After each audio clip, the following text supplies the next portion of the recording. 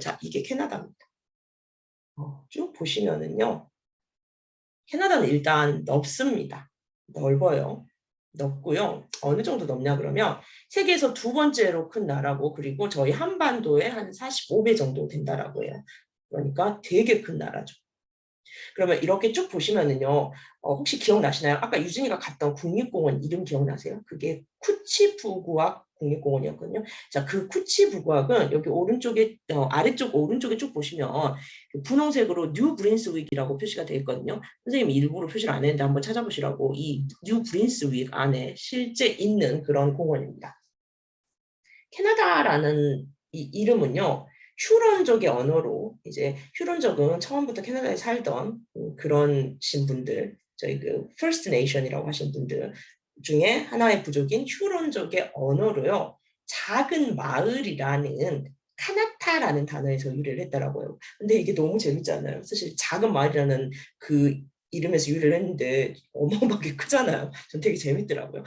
자, 그래서 일단 이렇게 쭉 보시면은요, 브리티시 콜롬비아부터 끝에 쭉 이제 프린스 아일랜드 섬까지 있습니다. 10개의 주가 있고요. 그리고 위쪽에 보시면 3개의 준주가 있습니다. 선생님이 나름 정리를 해봤거든요. 왼쪽에 보시면 그 브리티시 콜롬비아, 거기가 이제 밴쿠버 생각하시면 돼요.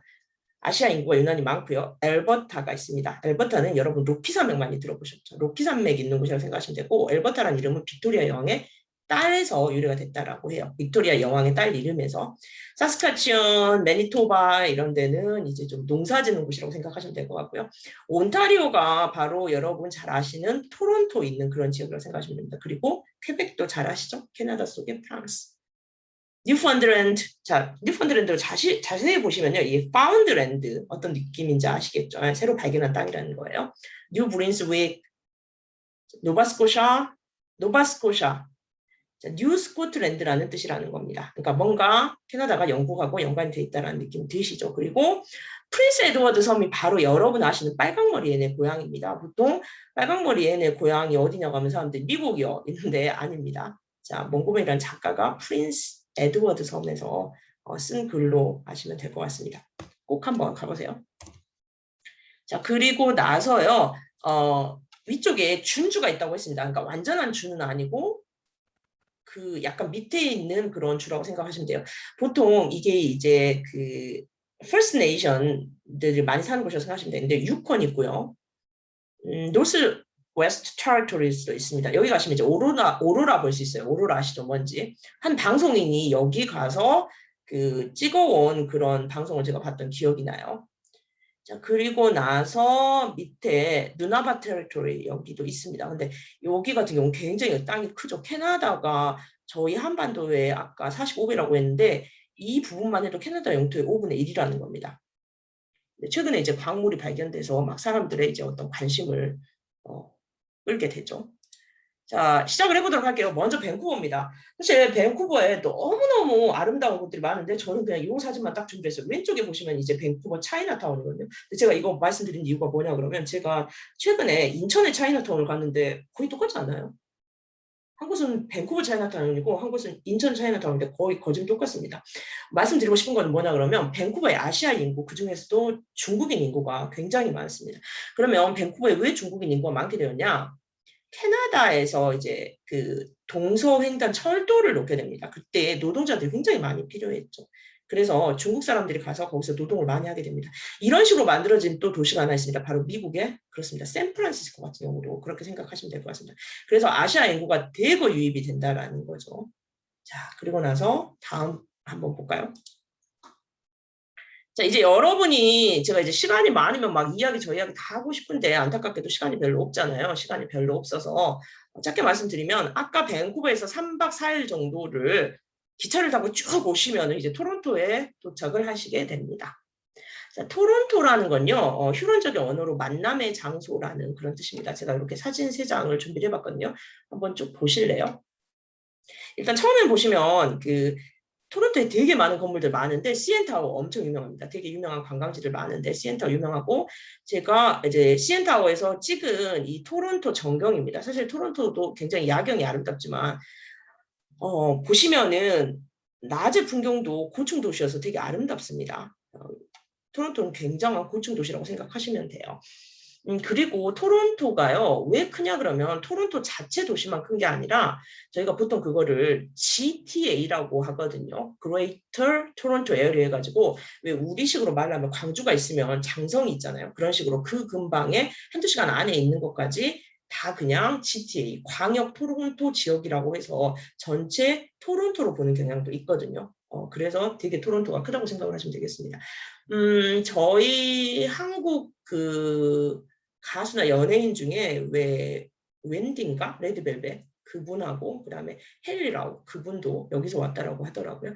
그래서 제가 굉장히 좋아하는 프로그램은 김신의 편의점이 바로 이 토론토의 한인타운에서 살고 있는 어떤 한국인 가족들의 일상을 그린 그런 작품이라고 생각하시면 되겠습니다.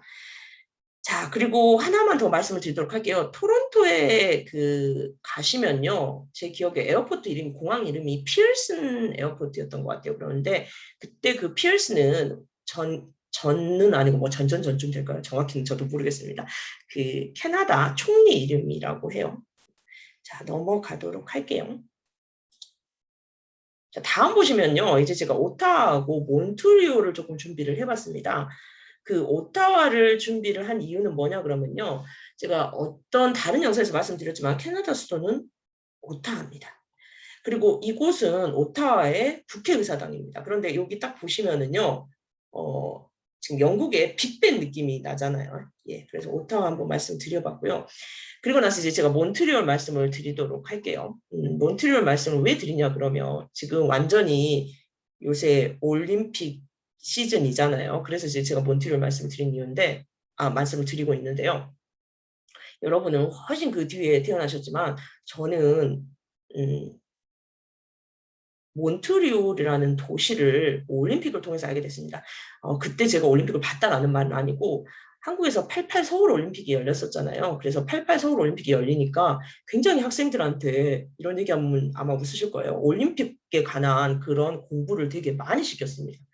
그런 공부를 되게 많이 시켰는데 그때 저희가 이제 막 외웠거든요. 몇 년도에 무슨 올림픽이 있었다. 개최국이 어디였다. 1976년도에 이제 몬트리올에서 올림픽을 개최를 합니다. 그러면 지금 왼쪽에서 두 번째 있는 사진은 뭡니까? 이게 당시 몬트리올 올림픽의 마스코트입니다. 마스코트 뭔지 아시죠? 이게 이제 그 이름이 아믹이라는 건데 아믹은 뭐냐 그러면은요.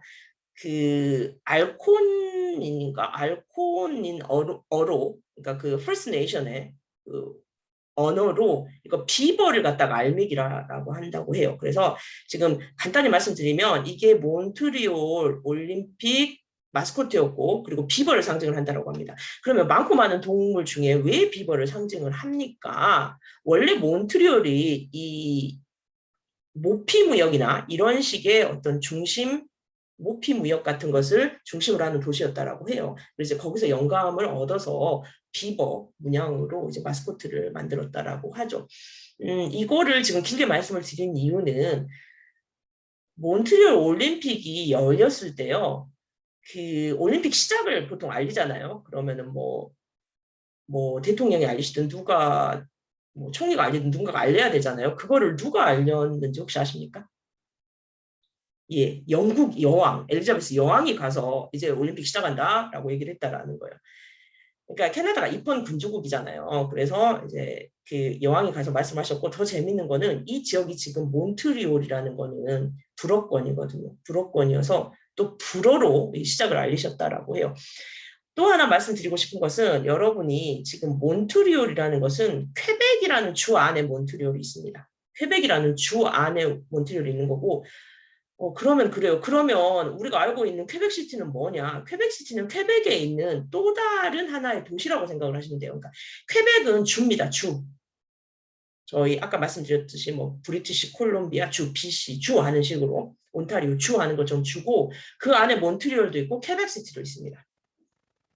근데 당시 몬트리올에서 이제 올림픽을 열릴 때 약간 갈등이 있었다라고 합니다. 왜냐하면은 누누이 말씀을 드리지만 캐나다는 전통적으로 영어권하고 불어권이 늘 갈등 관계가 있었습니다. 그리고 항상 퀘벡주는 퀘벡주뿐만 아니라 이 퀘벡주를 그렇죠. 퀘벡주 안에 있는 뭐 몬트리올이나 퀘벡시티 같은 경우도 늘 독립을 주장을 하거든요. 우리 독립하련다 이렇게 되니까 캐나다 자체가 어퍼 캐나다는 영국 사람들이 다스렸고 그리고 그 로어 캐나다는 프랑스 사람들이 그 정착을 했기 때문에 늘 갈등 관계에 있는 데다가 또 이제 뭐 언어도 또 불어권이잖아요. 그러니까 이제 그 이 퀘벡주를 제외한 도시에서 사람들이 뭐라고 얘기를 하냐 그러면 야 너희 불어권에서 벌린 일이니까 너희가 책임져. 우리는 돈 못 대 죽었는데 해가지고 당시에 퀘벡주 재정이 거의 파산 상태에 이를 그런 지경에 이르렀다라고 해요. 그래서 조금 길지만 제가 일부러 말씀드렸습니다.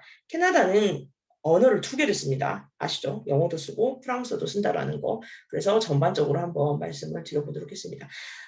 말씀을 드렸습니다. 눈이 강조하지만 애울 필요는 없고요. 그냥 느낌 하시면 됩니다. 오른쪽에 있는 게 맥길 대학교라고요. 몬트리올에 가서 만약에 하나만 보라면 저는 여기 갑니다. 맥길 대학교. 맥길 대학교는 이제 몬트리올에 자리한 공립대학이고요. 스코틀랜드 출신의 사업가인데 이름이 맥길이었을 거예요. 아마 이 사람의 유산을 기초로 1821년에 세워진 대학입니다. 굉장히 캐나다에서는 토론토와 더불어 명문 대학으로 뽑혀진 적이 많으니까 한번 시간 되시면 꼭 방문해 주시기 바랍니다. 자, 이제 여러분 아시는 퀘벡시티 한번 보도록 할게요.